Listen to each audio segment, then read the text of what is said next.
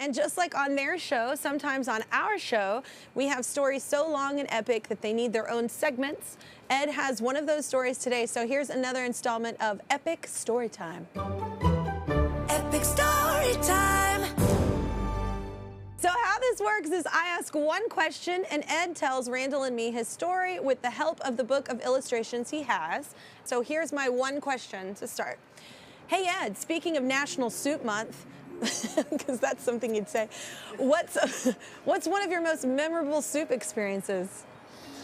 Great question, and it's a doozy. Okay. I once had a soup experience with Francis Ford Coppola. Are you ready? What? Yes. Yeah. Okay. Jealous. All right. Okay. And here's the beautiful book that I've been working on all weekend.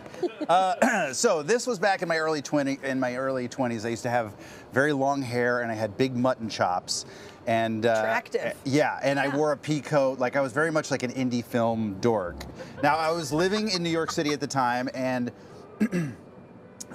there was an article in the New York Post that there were going to be open auditions for Francis Ford Coppola's adaptation of Jack Kerouac's On the Road. So my buddy Mark Webb, who's actually a big-time director out here now, he and I were like, okay, we're going to go to this audition. And so it turns out it's at this big church in Midtown Manhattan, and it's like, it's freezing cold. We go there, and one of the things that the article said was when you go to the audition, you bring a headshot and a cassette tape of yourself reading a Jack Kerouac poem or something. Okay. So we did that. I didn't have any headshots, so I had my aunt take some pictures of me. And they turned out like snapshots that your aunt took. It's basically what my headshots looked like. But yes, anyway, so off we go to the audition in Midtown. It's about 15 degrees out. It's so cold. And we get there, and there's a huge line that's wrapped all the way around the block. Lots of hours of waiting ahead. So we get in line, and we just hunker down. And at first, like, no one's really talking to each other because it's just cold and you're out there. But hours go by, and you get to know everyone in line around you, and you're kind of like going through this traumatic experience together. So everybody's bonding, and you're turning into like very close friends. We're getting close to the entrance, and we're so cold. Like, we are just not prepared for this weather. We didn't know we'd have to wait outside. It's been hours. A PA comes out with a tray with hot chicken noodle soup and just starts handing it out to everyone in line. Nice. That's nice. That is the kind of person Francis Ford Coppola is. Like, that's really yes. nice. And that right away I was like, he's a great director. Yeah, I mean, he's made some good movies, but also he gave us chicken noodle soup. Yeah. But you cared that we didn't die while trying to audition for We got hot chicken noodle soup, so we're like savoring our Francis Ford Coppola soup, which presumably he made.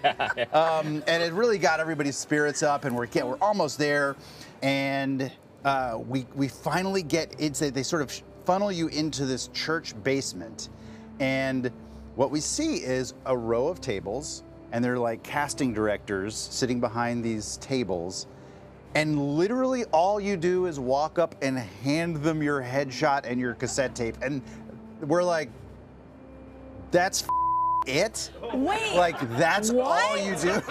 Yeah. Yeah. What? Okay, well, so. Were you upset? We're kind of like, I mean, here's the other detail is that behind the tables is Francis Ford Coppola pacing back and forth. And as I go up to hand my headshot and cassette to a casting director, Francis Ford Coppola comes out from behind the tables, shakes my hand, and says, "Thanks for coming." I was like, "You're welcome." What? And then we leave.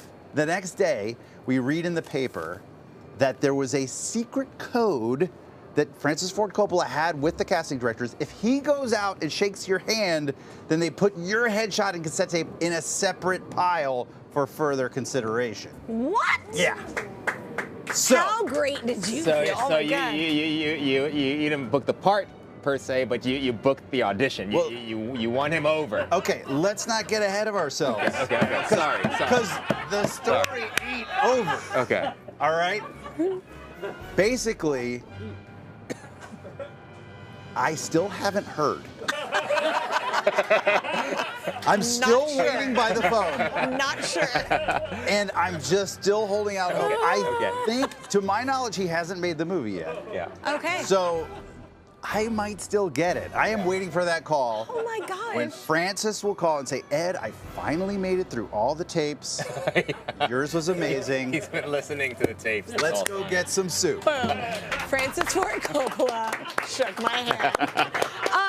A big thank you to Marcelo Acevedo and our art department for those drawings. He's incredible. We love him. And thank you so much for coming up here, guys. I loved having Cafe Al Fresco. Oh, so fun. Yeah. Thank you.